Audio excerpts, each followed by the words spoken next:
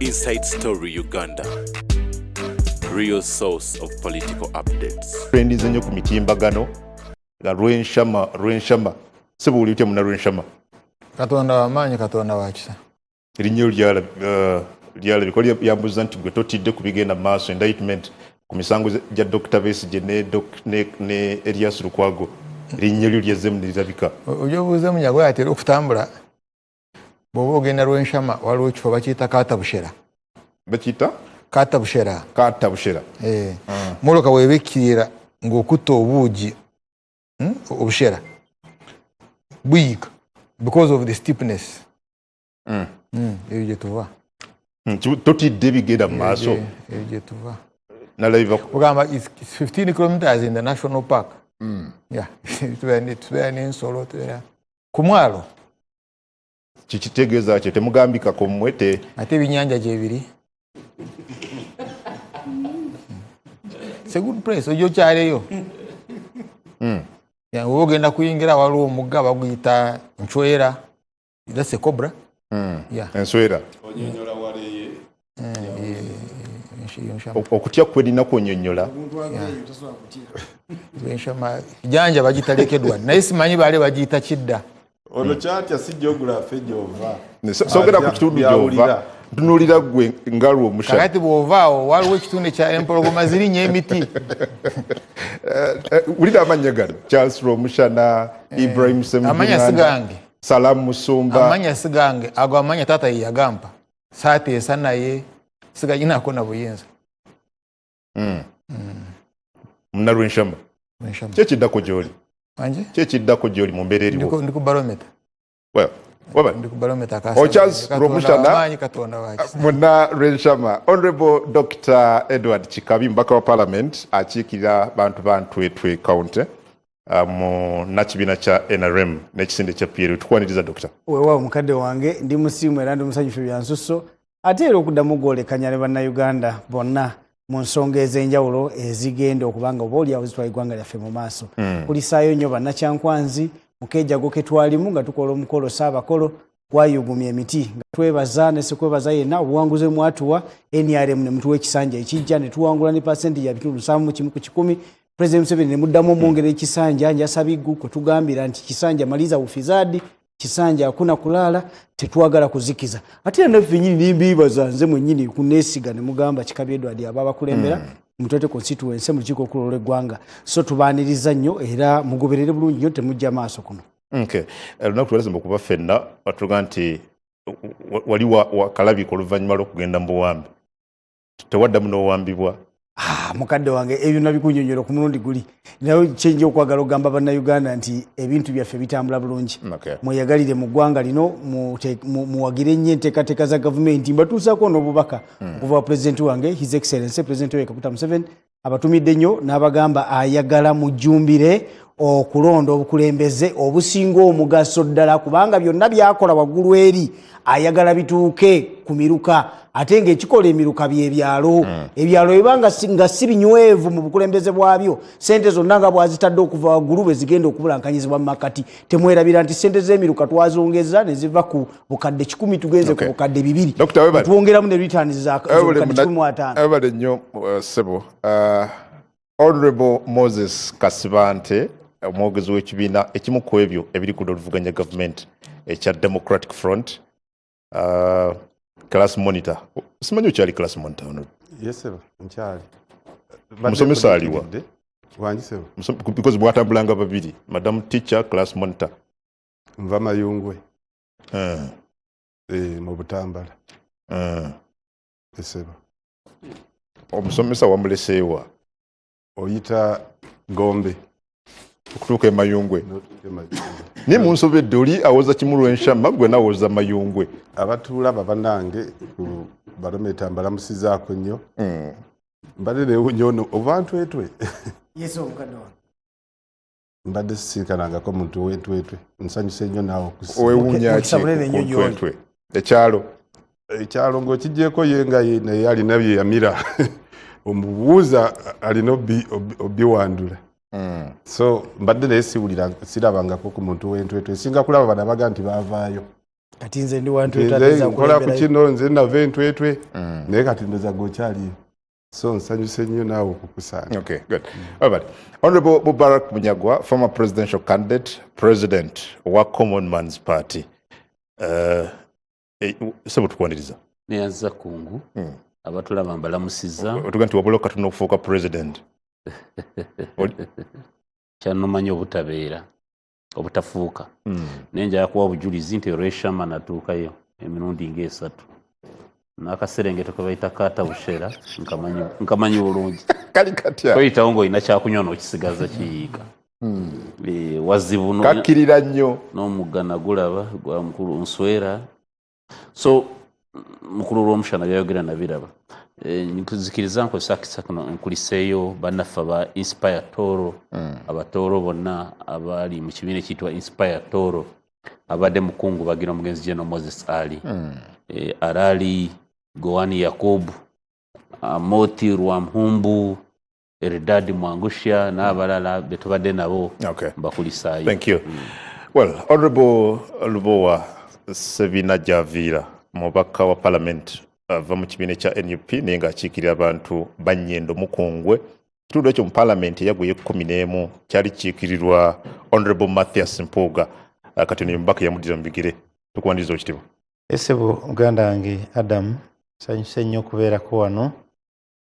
Njagala nange kutwala omukisa guno kulamusa ku bantu bewange okusooka bakama bange abo Bannyendo Mukungwe mu Masaka City ate n'okulamusa baganda bange bano nsanyuse nnyo okubalaba. Sebo olwege nti wawangula empologoma waliwo abaatunuliranga ba Honorable Mpuuga, Honorable Bwanika nga ba kingpins ab'ekitundu ekyo olwalabye nti ngenda kuba naye tawo yawangula empologoma.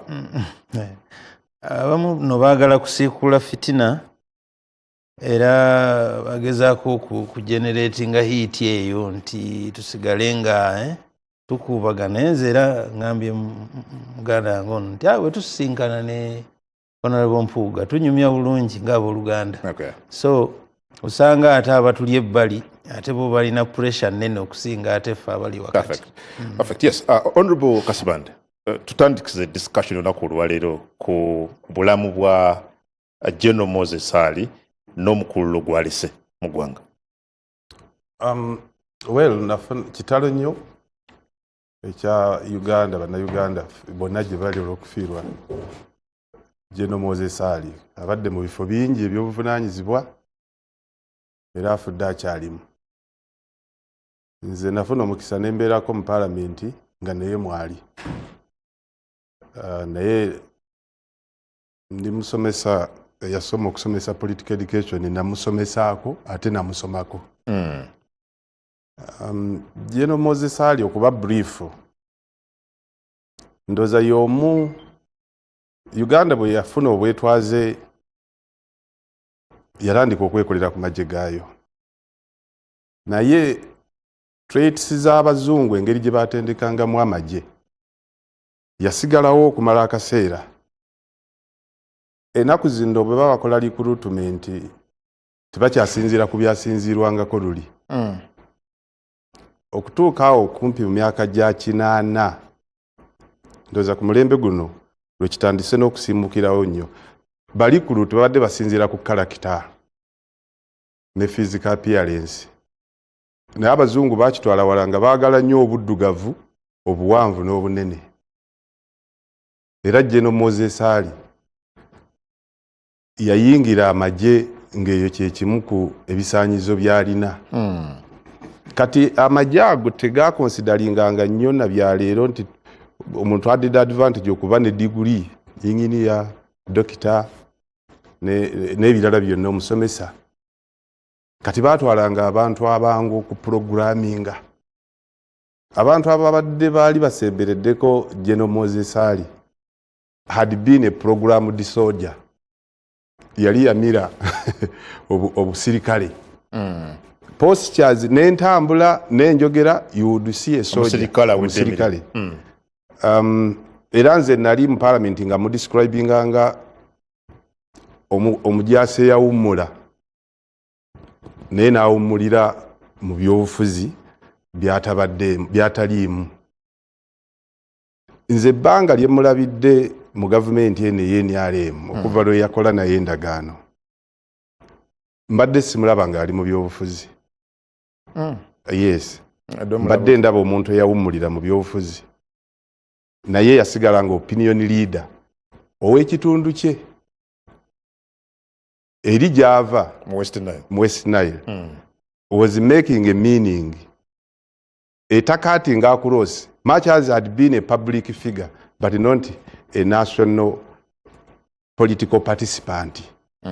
Politics wa Uganda Moses Ali tambaddemu abadde mu kifo ekya gavumenti ekinene naye ng'ensonga ze baakiikirira be basobola ozitegeera. Abantu bwe bava mu bulamu obwensi tetuboogerako nnyo biyinza kulowoozesa nti babaddeko ebikyamu naye bannayuganda abatali ba constituency ye sirowooza nti wabadde yaga nti that could be my good MP. Era nze ndi omu ku baali kubeewuunya nga Moses Ali almost yali opposite mu kitundu kye nga teri kubba kalulu teri kuba bantu naye ng'abantu bakkiriza nti Moses Ali bwe bamusindika mu parliament. So to me abadde opinion leader omutaka w'ekitundu atuuka atya okuba bw'ati atuuka atya okuba that powerful si mu Wajumanyi wokka but ne mu region yonna ne mu region kubanga saagala kugenda nnyo mu byafaayo bwe yavaayo ayingire mu byobufuzi naye okiraba nti gavumenti ebadde tefuna mu services za Moses Ali nga first deputy prime minister, second deputy, third, whichever. Ebadde emufuna ekibiina ky'NRM kyekibadde kifuna obuwagizi bw'abantu bakiikirira ng'afunye ekifo ekyobuvunaanyizibwa mu gavumenti yaakyo. Sirowooza nti mu sectors z'abaddemu abadde alina kyakwata ne baga nti Moses Ali abataliiwo kigenda kufa naye ate eri abantu baleeta eno abadde alina kinene kyabakwata gavumenti kya NRM ekibiina kyajongerako. Era nina ekintu kye ndowooza nakyo kiri kizibu okwogera mu kiseera nga kino. Apparently nkyogera nga njogera ku Moses Ali nze omu ku baali basibiddwako gavumenti eno kati Moses Ali y'omu ku bannaffe yasibwako gavumenti ye NRM era mbadde mpuliriza President Museveni ng'ayogera mu kumukungubagira ng'amwogerako nga freedom fighter. Nemanya nti abasibe bangi abasibiddwa mu gavumenti ya Museveni apparently ba freedom fighter ayinza obutakyogera leero naye abantu babateekeko amaaso. So kubanga ono musibe we yavaayo nga bamukyajinze emisango egya treason. Naye waliwo ekintu kye njagala okwogera nti gavumenti okuva mu 1996 katutwale ekiri ku likodi ez'omupapula abantu be bagironda ne bagiwa obwesige. Bwe bamala ogiwa obwesige neekola endagaano n'abadde omuyeekera ng'omuyeekera oyo ne bw'omulaba nga munafu nnyo olw'okuba yakola endagaano gavumenti agibeeramu. Naye endagaano ezo tezireetebwa mu palamenti kukubaganyizibwako birowoozo.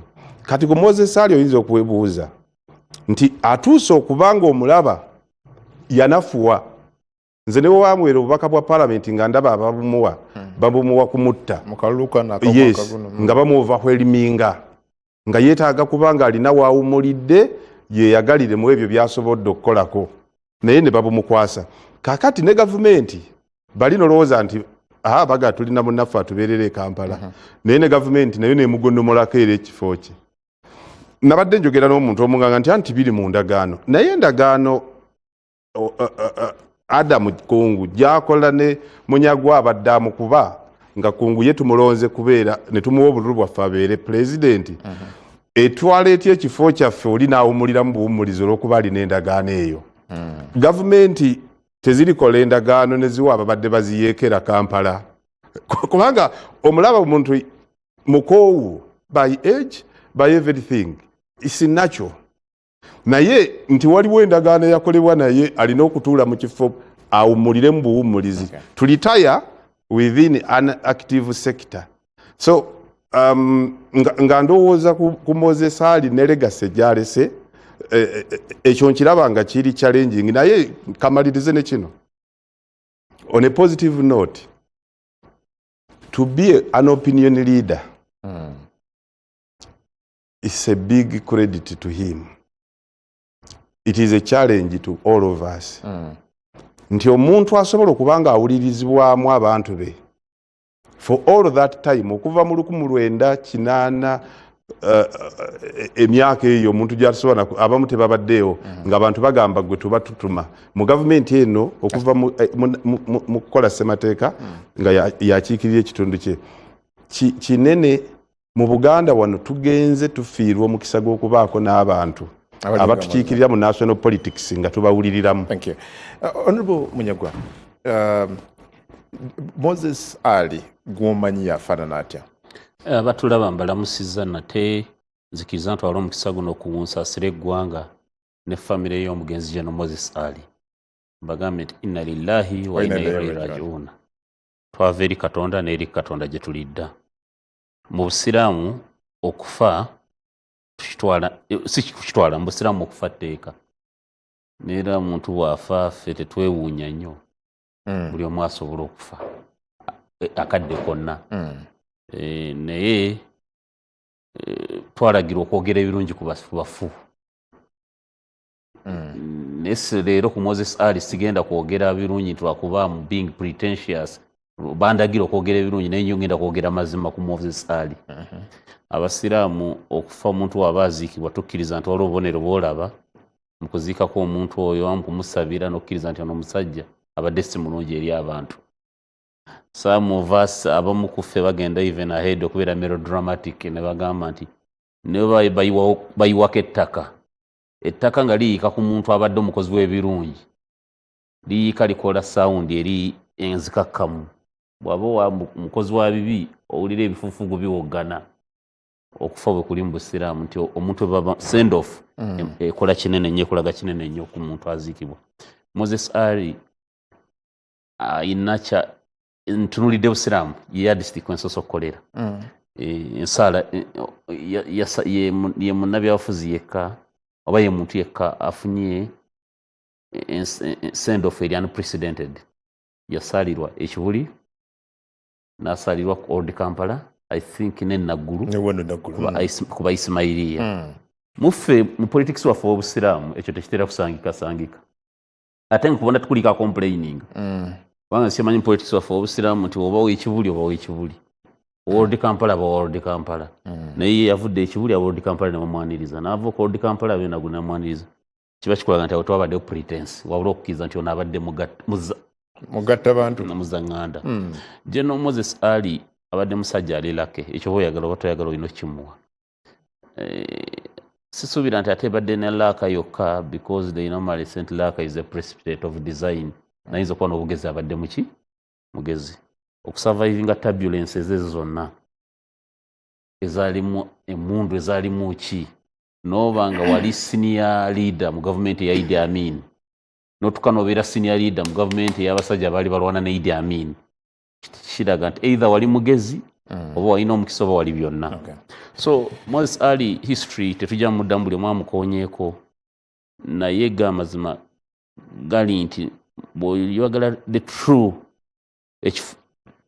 example of a nationalist oba a patriot, Moses Ali tosobola mulekayo. Abantu abasinga wano bamanyikiddwa omuntu w'okukyalo kye wakwata obwa president akola gwa kukuuta kadingidi gokka. Moses Ali ne Idi Amin balowooza nti bonna baali bava basibuka West Nile oba Sudan, bonna kati mu bujjajja bwabwe nga bonna basiraamu. Omuntu yali asuubira nti Moses Ali yali talina bw'ayinza kubaganira ne Idi Amin, yandibadde praise singer. Naye yaweereza wansi wa gavumenti ya Idi Amin n'atuuka okugobwa nga baawukanye ne General Idi Amin. Naye ng'ekimugobya oluusi ye ne banne ba Mustafa Idris ne baani kulaba nsobi zaali mu gavumenti ya Idi Amin. Moses Ali yatuukako n'okusoma edduwa ya Kamulali. Eyiyo gye wakolako ne ng'agisomera gavumenti ya Idi Amin egwe.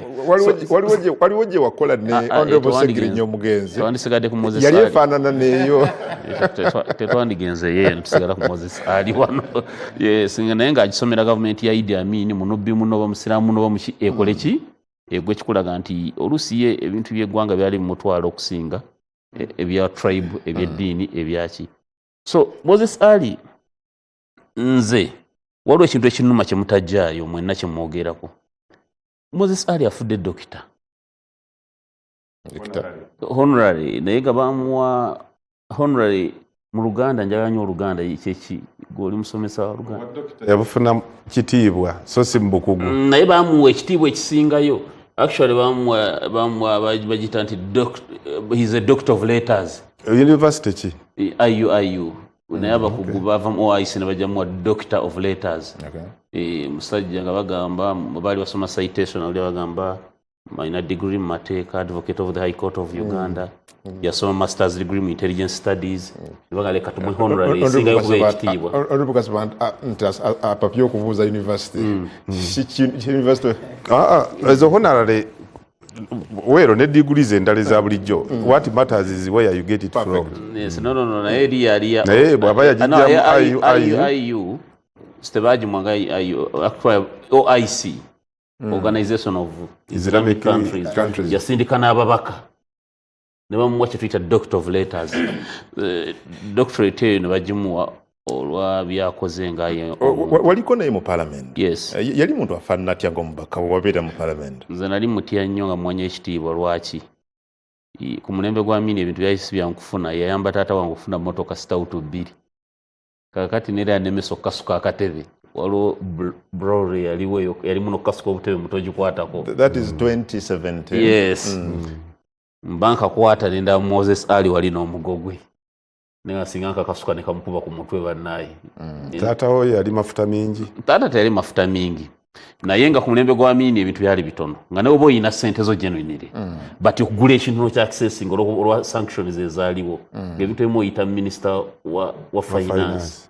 So Moses Ali oba nga yagala motoka tata oba zino zibayitanga zi stout walina kuyitanga Moses Ali. Era ekyo ekifo kye yasinziiramu okulemesa omugenzi Frederick Mpanga taata w'ekitiibwa David Mpanga kugenda okufuna obujjanjabi e Nairobi. Ekimu ku byaviirako okufa kwe. Yabeera minister of finance. Yes. So in a nutshell politics yali mungi kubanga neera kigambibwa President Museveni ndowooza alina bya editing byatayogera naye strongly believe nti abayeekera abaali e Tanzania baali bakolagana ne ba Moses Ali. Lwaki nsinziirawo okukyogera nti kigambibwa naye Eddwa yalimu omukuseeko omukulu yali amanyi akyaliwo gwe sijja kwogera eyakamulali ali amanyikiddwa okuba mukwano gw'Obote ennyo. Yes. So kigambibwa nti politics ebyo bimu byalinga ogwa mu nkambi ki ogwa mu nkambi ki. Yes. Thank you. Well, just omukulu gwa General Moses Ali omuntu ono nga ondumunyago kwa kirese ateekwa okuba nga badde muntu wanjawulo nnyo ate nga tetubadde n'abantu bangi nga ye ababadde abanene mu gavumenti ezaayitanga boolaba Idi Amin ate najja ne mwene ebbanga eri n'asigala nga era munene mu yo. Gwe ki ky'omanyi ku mugenzi kati? Katonda amanyi Katonda wa kisa. Point number 1 obulamu bwonna n'okufa bya Katonda. Ekyokubiri ebitiibwa essanyu obugagga obuyinza bikoma. But Moses Ali mukulu Museveni yamuteekako emisango ya treason. Atuwa accountability. Atuwa accountability. Why? Because bakola endagaano mu kulwanyisa Obote. Bali West Nile, bano bali Luweero, mpulira mbu bali bagambye anaasooka wano kwata Kampala yanaafuna obwa president. But that's a long story. Uyo avuddeyo akolaganye ne mukulu Museveni amutadde ku mpingo amutadde luzira treason. Kyandabadde kirungi atubuulire. Kyandabadde tulungi batuyitiremu. ino treason ki ekirala but mukisa gwe yafuna tewaliwo drones ebiseera ebyo simanyi bali bakozesa ki teyagendera mu drone nga neighbor mukwano gwange Dr. Kikabiji yagenderamu yagenderamu ensonga gwe watugamba wano tugamba bakutwalira mu drone tugende mu maaso njagala weegano tebantwaliramu nze kyesitasobola kwogera biki byagenda mu maaso ng'oli mu drone oba wali ku ntebe oba wali wansi waazo I don't know. Moses Ali yadde akyasobola okwogera nti bamuteeka ku mpiima. But waliwo trend eyaliwo mu politics nti mukulu Museveni yateesa n'abayeekera abaali mu West Nile. Interesting era nga abangi balina akakwate ku Amin. Right? Yateesa nabo. Approach ye ku West Nile yali yakuteesa. So yateesa ne Ali Bamuze, yateesa ne Moses Ali, the various rebel groups sijja kugenda mmanya gaazo. But bwe kituuka ku Acholi tateesa. Bano abalina akakwate ku Obote ate tateesa. Minla Acholi. Ne UPA, Uganda People's Army, Pito Tai, Kitera Eregu, naba Abote yateesa. N'ebyakolebwa mu Acholi, n'ebyakolebwa mu Teso, tebyakolebwa mu West Nile. Why the soft spot on West Nile? So abatunira ebyobufuzi, it's an area they need to interest themselves in. Moses Ali, I have an old man, is my friend, Mkulu Jack Saviti. Kakati bwabanga waliwo amanyi Moses Ali is Honorable Jack Saviti. Actually, if you are interested in Moses Ali, approach Jack Saviti. Basoma wa mu Old Kampala. And Moses Ali yali mukulu ku Jack Saviti. And Jack Saviti yali district commissioner Busia. That area of Busia. Yetorolo.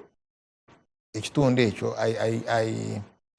and nafuna ebizibu na commanders ba Amini ku bintu by'ettaka oli najja n'amwabire wa Amini that Jack Saviti akolagana n'abayeekera kati Amini raised it in cabinet nagamba there is a district commissioner Jack Saviti ali mu bintu by'obuyeekera kati Moses Ali amanya onafudde mu cabinet nagamba nasaba mukulu Amini nagamba no, I know that civil servant na mumanyi mbadde nkusaba omumpe mutwale ewange West Nile nga bwonoonyereza and Amini nakkiriza n'amuwa. That's how Savit survived. Wow. And so interest yourself. Actually ayina n'omwana ku mbaga Jack Savit yatuwa speech n'atuga ayina n'omwana amuyita Moses. I know mutabani we gwayita Moses. Amujja mu linnya lya Moses Ali. Yes. They were that close. Ne kumbaga Moses Ali yaliwo. That's how close I came to Moses Ali. Kato mulundi omulala Jack Savit ayomba ne Kano Walter Ochola. Kano Walter Ochola ojjukira bawamba aba UFM because Jack Savit yali mu UFM Fedemo zali zidiringa ne Rutwa. And you remember Kano Walter Ochola yali munene mu government ya Rutwa. Kati wayoma ne Jack Savit namusibirawo kote speak hotel. Bo bali edukota yabo. Ngayagala kumusala. He was going to kill him. But somehow Jack Savit nawa message Moses Ali. Katenga ne Moses Ali naye ali mu group yemwe ya Rutwa. Moses Ali aleteje nazingawo speak. Nabali n'abazinga ko bonna na kati wempulira ntoyo Jack Savit mumuse mwena ngenda kubateeka wansi nasalako ekitundu kati bahoro tochora katayina kyakola mpozo kujjako okuwa Moses Ali Jack Savit ogwo mutima sugusanga wafi Araisi wano mu Buganda gwo teguliimu atolo. Ndaba bangi abakaaba wano bakutulira nga bambi but oli okuvaayo n'agamba mumuyinaawo sajja mukiga mumuyinaawo wempulira nti mumuse nammwe tewayagenda kuvaayo. You look for Mr. Jackson. Singa wabaddewo omuntu abadde alina okumuweera speech awo nga you want truth about Moses Ali then nebya Libya byogenda Libya because Moses Ali yali amanyi Gaddafi bano bakugamba basinkana Gaddafi n'abawe mu tebakubuulira ani abaconnectinga yali Ali anti you interest yourself. You see the stories mind aba Mkulu Museveni ayogedde kale Keijuka ojja kwogera Keijuka kusinkana Obote Mkulu Museveni okusinkana Obote mu Tanzania n'otogera ku Dr. abantu nga mu Kanyomozi yonna Kanyomozi nga yonna Kanyomozi yabawa contact y'Obote Keijuka n'abawa sente. But you see, you will never have it in a mustard seed. So bw'obuuza mustard seed oba 1 or 2 or 3 ani aba connecting ewa Gaddafi mu kugenda ewa Gaddafi Jack Sabit abeera atya mu abo abali ku training. Major Butime genda obuuze Major Butime was there, I think amanya Mushega. But Jack Sabit was among those who trained ewani ewa Gaddafi. Mazo kugamba already nti Jack Sabit yali amanyiganye nani ne Moses Ali. Moses Ali muntu wa Gaddafi because of Amin. So olaba nga bagende Libya, but you won't have that. So mukulu Kasabante endagaano ezimu gwamanyira kusoma endagaano zebataddeyo kakati badogamba kiye baleko waliwo endagaano endala nga ziri heavy naye ekizibu ekiri nti enensi tetera kufuna but ekintu kya gwise mukululo a human being doesn't have mukululo legacy omukululo gwa Katonda atugobe na ki mukululo ki which glory will you have kyo kitegeera mukululo namaze desebo genda kubalala yakasaba ntebeveeko abadde akubuuza nti gw'omukululo gw'okitegeera otya kintu mukululo kitegeera Katonda atavaawo ate yabeera n'omukululo mukululo yaiso timento glory so no buvunu legacy ova lw'enshama oli wa lw'enshama wala nezya nemberawo nimumpuliriza. Dr. Kikabi, yes obukadde mubadde gw'omukubadde mu parliament olunaku olwaleero ndabye ebirungi ebyogeddwa ku General Moses Ali as a new and young legislator. Kyakuyiga kikyolaba oba kyoyizibwa kyolabye ku mugenzi kati? Nja ku drafting ebyokuyiga byange mu yandibadde nga mu biseera bya mirundi ebiri. Ebiseera eby'omulembe guno nga ndi active nnyo ngoberera obukulembeze bwaffe obw'eggwanga nga bwe butambula n'ebiseera byensomyeko obusomi mu bitabo. Ate ekirungi nnyo nti ebiseera byensomyeko obusomi mu bitabo byogeddwa bantu bangi nnyo during the process of eulogizing General Moses Ali. Naye mu biseera bino byendabyeko obulabi tuyina values zetugoberera ffe nga aba NRM. Era values ezo zetugoberera ze zikola omusingi oba kitwandiise filosofia w'obukulembeze bwaffe. Naye mukuzo gwe mutima gw'eggwanga patriotism. Omukulu ono siina mu kaseera wembadde ngoberera ebyokulembeza eggwanga we mulabiddeko mu skando yonna nti abbye essente z'omuwi w'omusolo. We mulabiddeko mu skando yonna nti yeekobanye mu kutulugunya mu kulinnyirira n'okusatiririra omuntu yenna yenna oba oliawo yandibadde yeetaaga okuyambibwa. Wabula mulabye mu sayidi eri nga gwe mukutu oguleeta emirembe mu Northern Uganda. Gwe mukutu aba Northern Uganda kwe beekutte okulaba nti baba balina kyonna kye baagala mu central government lwe lutindo nga ly'eddoboozi bo lye bawulira mu mitima gyabwe nti ono ekiwa mirembe ku sayidi yaffe. Ekyo nno kikulu nnyo era nze kyekyensinga okudrowinga nga ekyokuyiga ekisingira ddala nti osobola okubeera omukulembeze ng'ebitiibwa byonna obirina naye n'osigala nga mu mitima gy'abantu abakulaba b'okulembera basiimu gy'oli.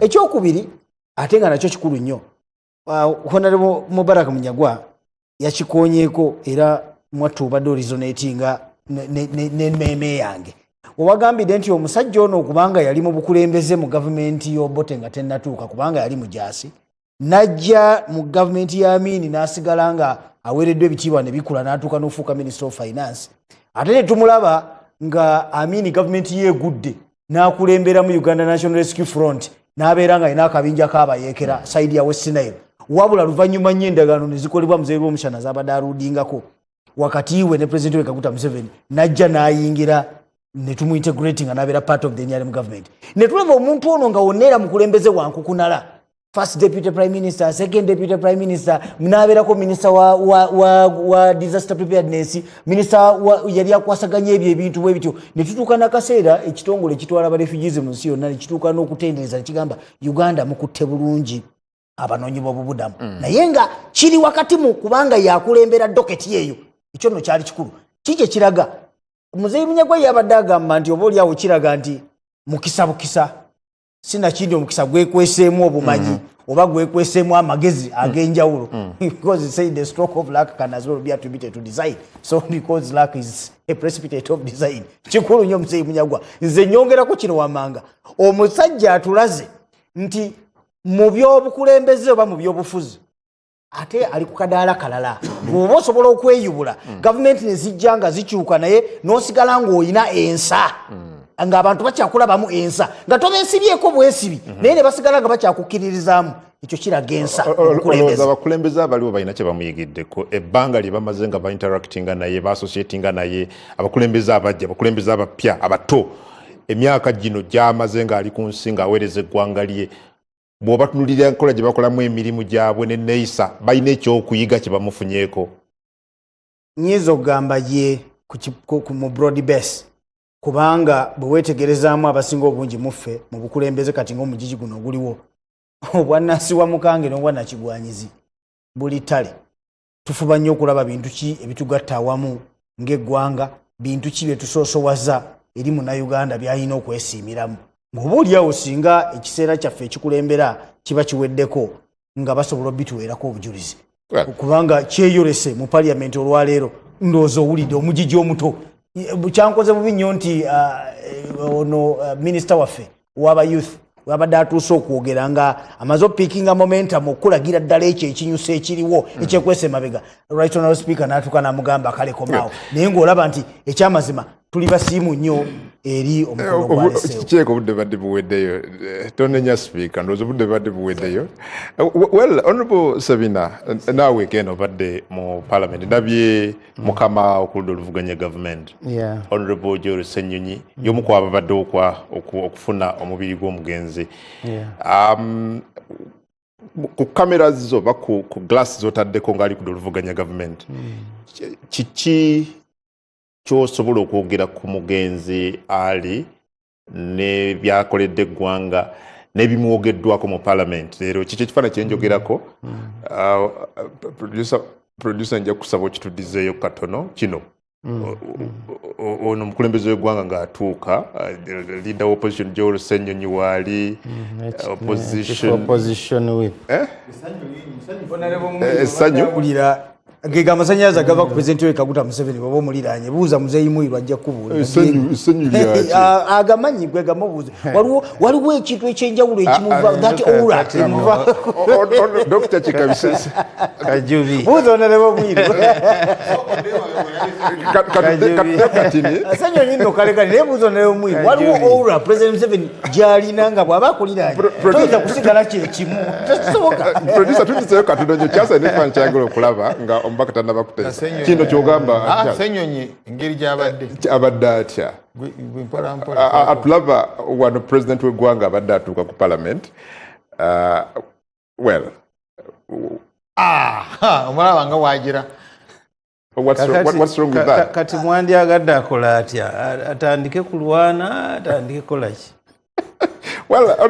bamutaddewo mwaziranga mwafulumanga bamutaddewo ate kakati yandizize ng'ate azze ku mukolo gwa kuwerekera musajja muzira nga Moses Ali so sebo neyanziza njagala kusookera ddala okutegeeza eggwanga nti saafuna mukisa kuliraanako Moses Ali General Moses Ali omugenzi kati kubanga of course eri gye twali mu mirimu gyaffe nga bakulembeze bwe batyo oluusi babeera at a distance era nze obumanyi bwange eri Moses Ali mbugeraageranya ku ebyo bye nasomako n'ebyo bye bamwogeddeko oba n'ebyo byendabye ng'akola mu kisanja kyembereddewo nga ndi machuwa.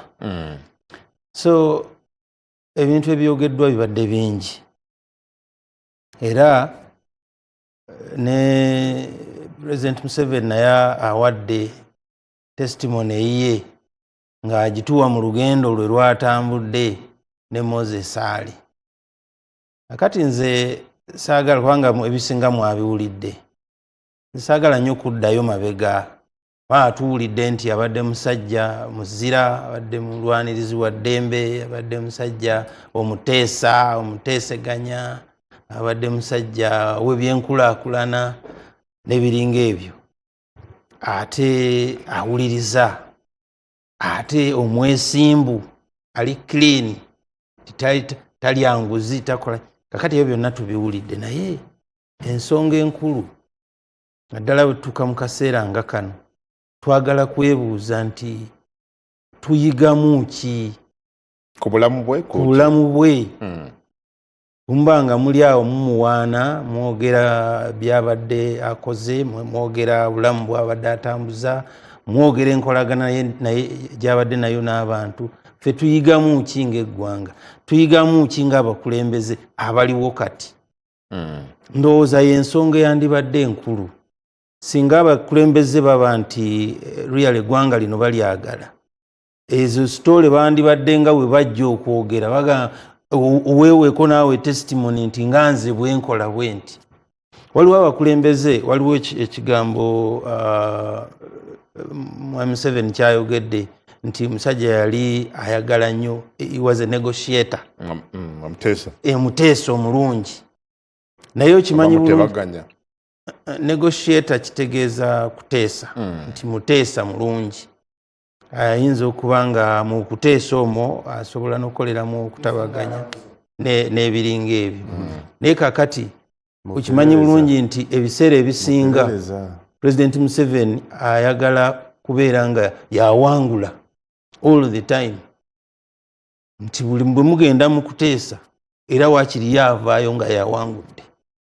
Kakati bw'olaba nti bw'ogeraageranya obulamu bwa General Moses Ali oba ne politics we nga bw'abadde amutambuza nti yawangawo akadde n'agamba kale nze kandeke era waliwo Mwami Museveni reflection gyatuwadde nti bwe bagenda waliwo nti lwe baali bali ku side ya Lutwa nga bano bajja okuyingira mu kuwamba Kampala nga bano ba Moses Ali basooka kubeera ku side ya Lutwa ye n'amugamba bw'atugambye nti bumba temwagala nammwe tubatwaliremu mudde ku bbali era Moses Ali nti nadda ku bbali bano ne bawamba gavumenti. So ndowooza nti ensonga enkulu mu urologies zino ze tufunye